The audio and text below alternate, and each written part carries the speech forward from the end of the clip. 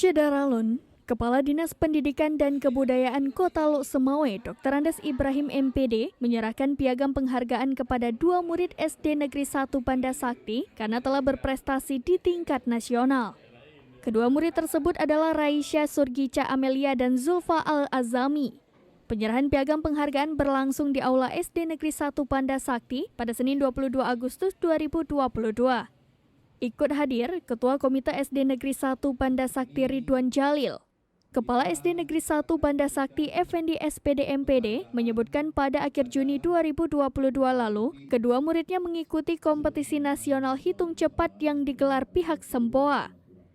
Mereka bersaing dengan 5.000 siswa lainnya di seluruh Indonesia. Hasilnya, Raisya Surgica Amelia berhasil meraih juara harapan 3 pada level graduate 1. Sedangkan Zulfa Al-Azami meraih juara harapan 3 pada level advance 3. Khusus Raisya, baru-baru ini juga berprestasi di cabang olahraga, yakni juara 2 Anggar tahun 2022 seri 2 yang berlangsung di Banda Aceh pada 12-14 Agustus 2022. Sementara itu, Kepala Dinas Pendidikan dan Kebudayaan Kota Lok Semawe, Dr. Andes Ibrahim MPD menyebutkan, pemberian penghargaan ini merupakan sebuah bentuk apresiasi kepada keduanya karena telah berprestasi, sekaligus motivasi bagi para murid lainnya agar kedepannya juga bisa berprestasi sesuai dengan minat dan bakat mereka masing-masing. Alhamdulillah ya, dan pertama sekali kita terima kasih yang sebesar-besarnya kepada Kepala Sekolah Negeri 1 Banda Sakti dan keluarga besar, juga atas dukungan daripada Pak Komite selalu ya.